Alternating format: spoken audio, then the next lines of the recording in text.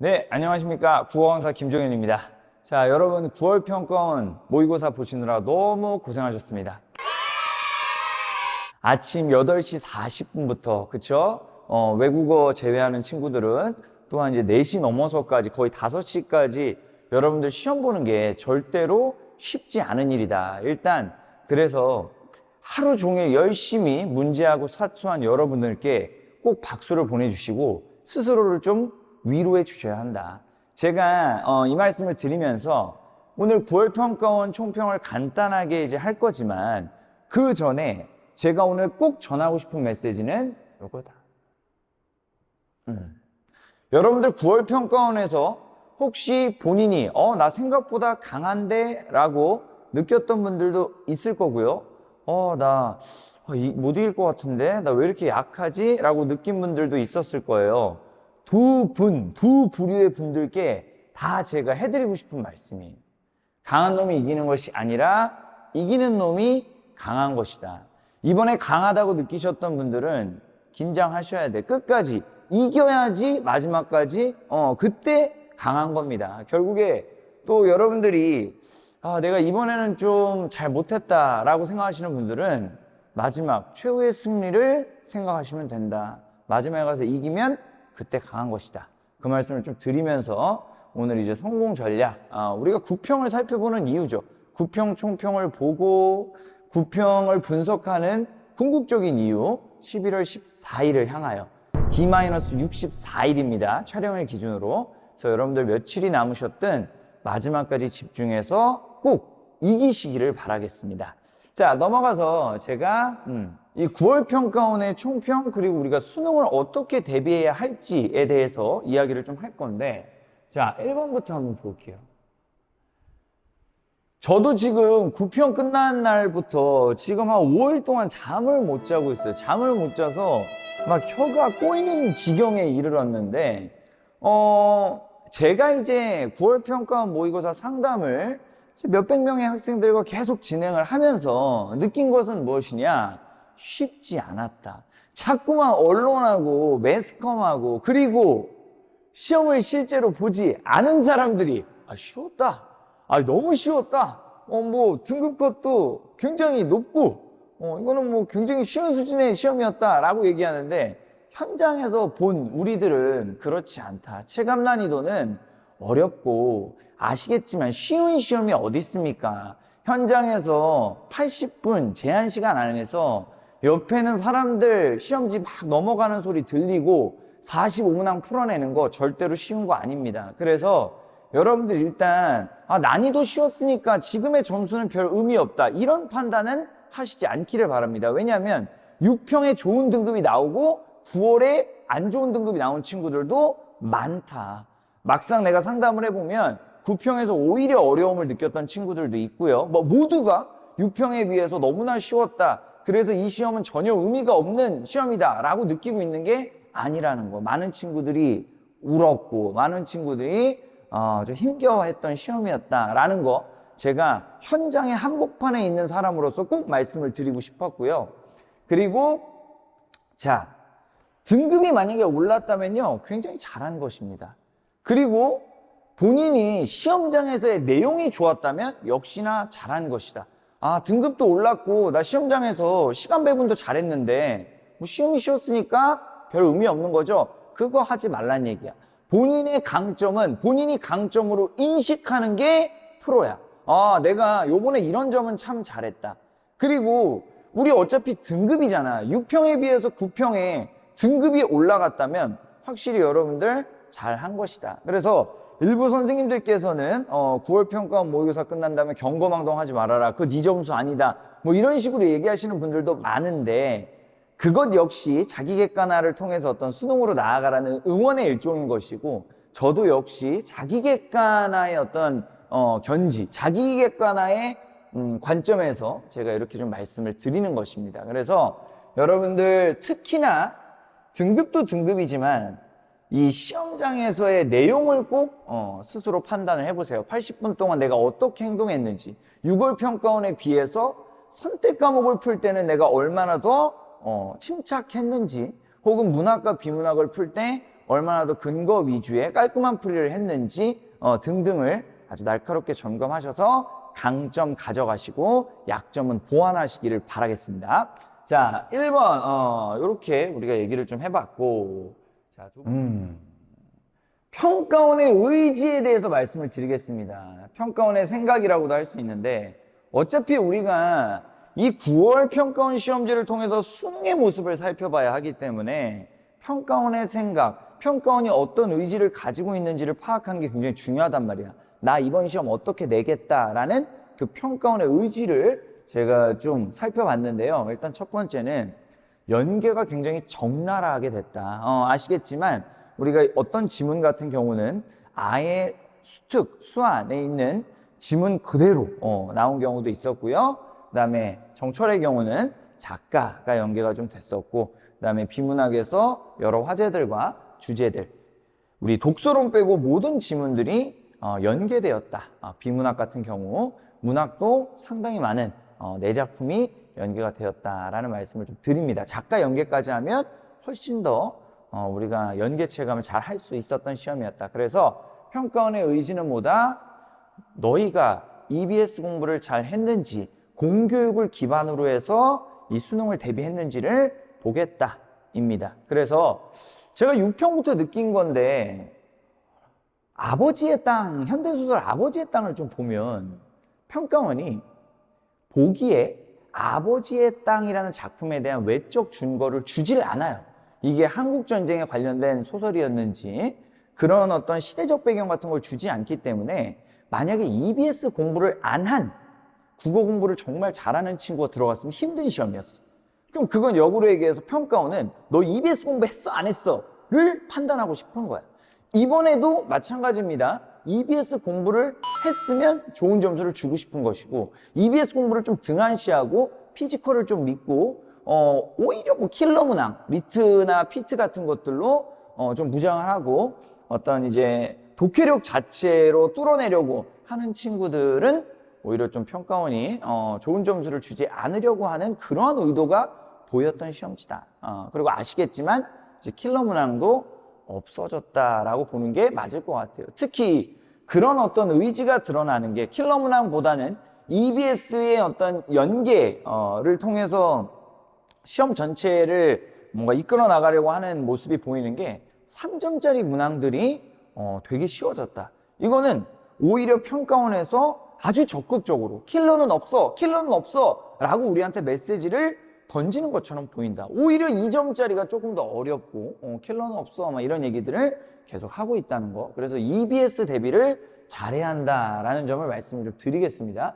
그리고 두 번째는 이 문항의 모습인데, 우리가 독서론 같은 경우에서 범주죠. 뭐 A를 기준으로 해서 뭐 예를 들어 우리 독서론을 떠올려 보면 시각자료를 가장 상위 범주로 해서 시각자료의 종류들을 쭉쭉쭉 뿌리는 이런 모습, 그리고 뭐 이 시각자료를 활용한 읽기 방법을 쭉쭉쭉 분석하는 모습, 그런 걸 통해서 범주화를 물어보는 이 문항들이 나왔다. 그래서 제가 왜 이렇게 얘기하는 거냐면, 이 범주 잡는 거, 평가하는 거는 역대 기출의 모습이야.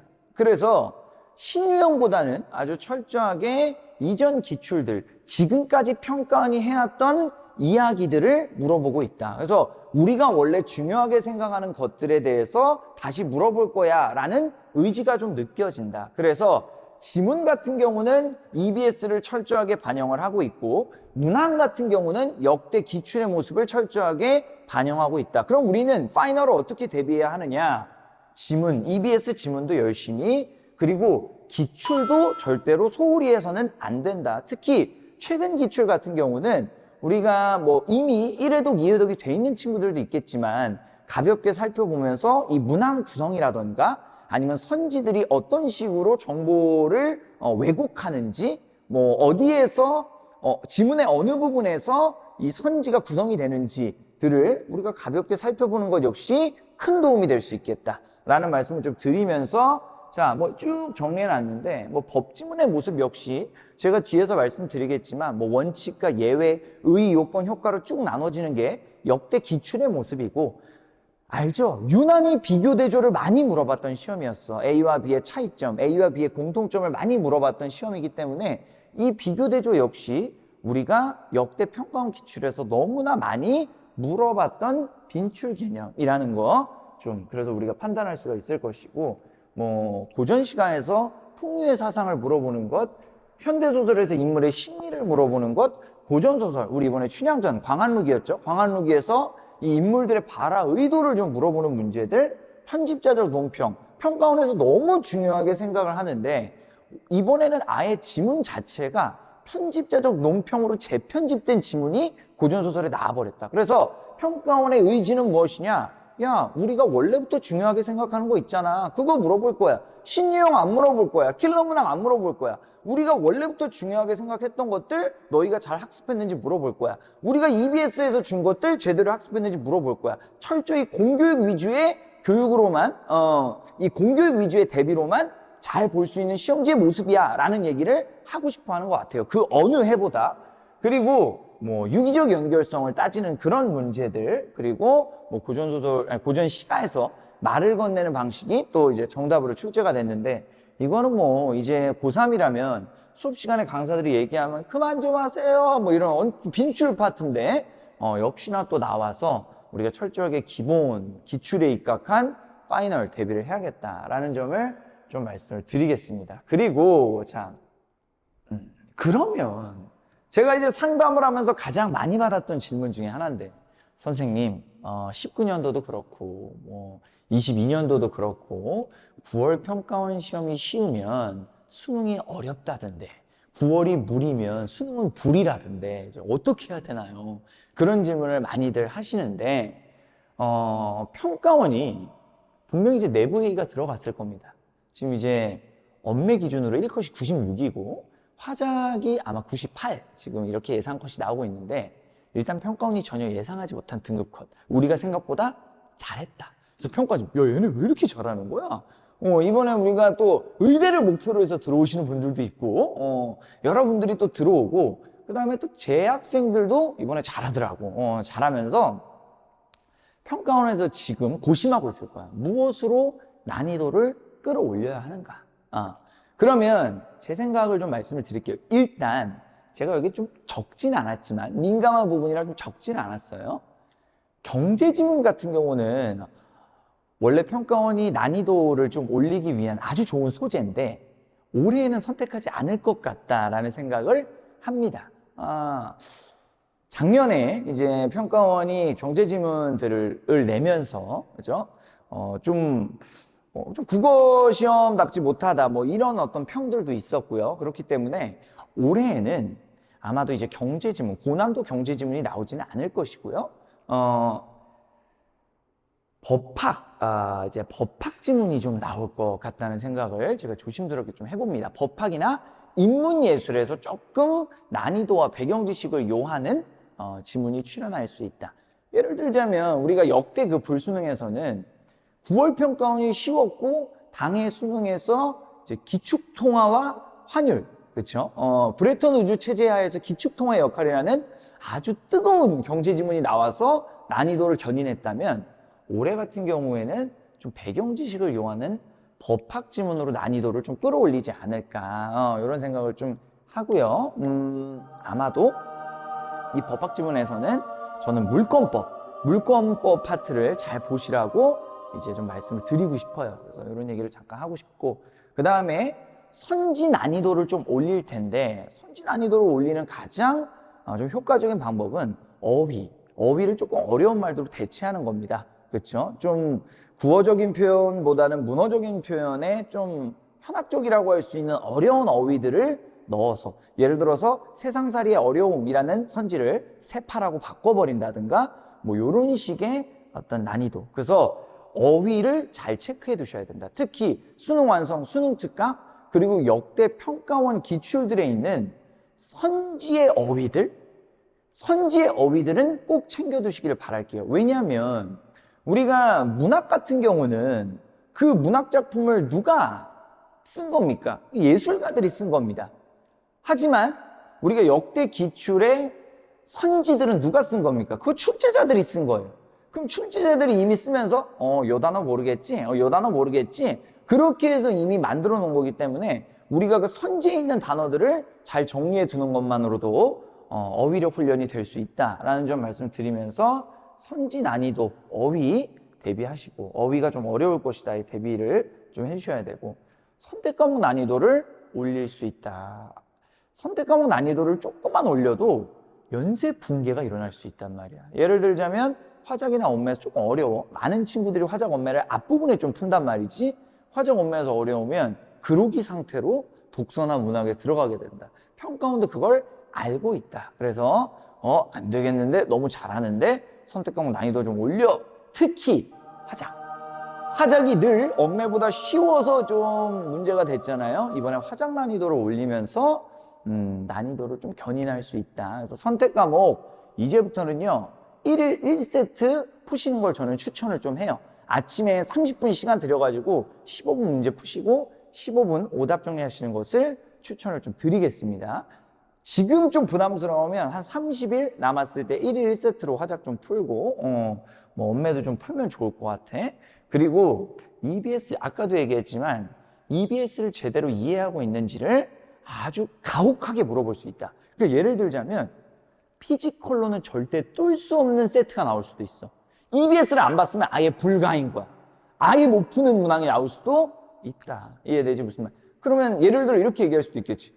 아니 이게 무슨 국어 시험이야. 이거 배경 지식 알아야 풀 수 있잖아. 평가원에서 EBS에서 얘기했잖아 라고 얘기할 수도 있다. EBS 50%나 연계된다고 했는데 뭐 한 거야? EBS 대비 안 하고 공교육을 기반으로 한 성실한 학습을 좀 하지 않은 거야? 라고 이제 말씀하실 수도 있을 것 같아요. 그래서 이런 것들을 우리가 좀 생각을 하면서 파이널을 좀 구성을 해야겠다. 아시겠죠? 그래서 자, 제가 여기까지 좀 말씀을 드리면서 제가 제일 좋아하는 말인데요. 위기가 기회입니다. 항상 저는 친구한테 이렇게 얘기해요. 아, 위기 상황이다. 친구가 그러잖아요. 축하한다. 야, 기회가 왔구나. 너 퀀텀 점프할 수 있는 기회가 왔어. 위기가 기회입니다. 혹시 구평에 지금 위기를 느끼고 있는 친구가 있다면 축하드려요. 모든 실수가 이제 기회가 될 수 있고, 모든 오답들이 정답이 될 수 있는 순간이야. 그래서 남은 시간 잘 대비하셔서 기회로 만드시기를 좀 바라겠고, 그다음에 어떻게 기회로 만드느냐. 여기까지 얘기했으면 그냥 이제 동기부여 전문가. 저 국어 강사니까 방법은 좀 말씀을 드려야 되잖아요. 자, 방법을 좀 이제 실전적인 방법을 좀 말씀을 드리면, 지금은요 개념 강의에 목매는 건 의미가 없어요. 지금 개념 다시 돌리잖아요. 예를 들어 수능 특강 수능 완성의 모든 지문에 대한 수업을 다시 듣겠다. 그러면 지금 오늘 D-64인데요. 그거 끝나면은 이미 수능 끝난 지 한 50일이 지나 있어요. 그래서 지금은 개념에 여러분들이 목매지 마시고, 또 이제 입력식 공부라고 하죠. 강의를 가만히 듣고 있는 것은 지양하셔야 돼. 왜 내가 이 얘기를 하냐면 당연한 말이지 라고 생각하시지만 은근히 여러분들 있잖아, 불안하면 강의를 들어요. 그 강의를 듣고 있으면 뭔가 실력이 올라가고 있다는 느낌이 들거든. 또 이제 파이널에서 얼마나 우리 강사분들이 열심히 분석을 했기 때문에 저를 포함해서 야 무조건 이것만 기억하면 돼, 야 이것만 알면 돼, 이런 얘기를 많이 하기 때문에 듣고 있는 것만으로도 잘 되고 있어. 근데 그 학습은 좀 지양하시고 스스로 풀어보시는 게 중요하다. 그래서 읽기다, 듣기가 아니라 루틴하게 읽고 여러분들이 직접 풀어야지 승리할 수 있다, 풀어야지 기회로 만들 수 있다라는 말을 꼭 드리고 싶어요. 제가 여러분들한테 이 말을 정말 강조하고 싶은 건 뭐냐면 결국에 력이에요. 이 독해력은 사고력, 어휘력, 행동력, 집중력이거든요. 이 력, 힘력이에요. 여러분 힘은 어떻게 해야 키울 수 있죠? 내가 팔굽혀펴기를 많이 하고 싶다면 어떻게 해야 됩니까? 유튜브 보는 거 소용없어요. 오늘 당장 하루 해보는 거예요. 내일 또 해보는 거예요. 만약에 여러분들 이런 친구들 있죠. 읽는데 오히려 내가 열심히 읽었는데 더 안 읽히고 더 고통스러워. 잘 생각해보세요. 팔굽혀펴기 오늘 하루 했어. 내일 또 했어. 3일 됐어. 아파. 고통스러워. 성장통이야. 성장하는 데서 반드시 성장통이 필요하고, 내가 독해력을 끌어올리기 위해서는 독해가 안 된다는 느낌이 있어야 돼. 아, 나 독해 못하겠다. 아, 나 진짜 너무 어렵다. 집중 안 된다. 내가 현장에서 해야 될 행동들 못하겠다. 어휘 모르는 거 너무 많다. 내 지금 생각이 안 된다. 이런 것들이 느껴지고 고통스러워지는 그 순간이 성장하고 있는 순간인 것이다. 그래서 50일 동안 여러분들 독해력 키우시려면 개념 강의보다는 실제로 오늘부터 한 지문씩, 다음날 두 지문씩, 세 번째 날 아프면 성장통 좋아, 다시 읽어보자. 이렇게 해서 50일 동안 가시면 너 인생 최대치의 독해력을 가지고 11월 14일 날 8시 40분을 시작할 수 있다. 그래서 남은 기간 루틴하게 읽기에 여러분들 초점을 맞추시면서 학습하시길 바라겠습니다. 위기가 기회입니다. 그래서 9편 끝난 다음에 남은 기간 잘 학습하셔서 역전하시기를 바라겠습니다. 무조건 할 수 있습니다. 파이팅입니다. 김종현이었습니다.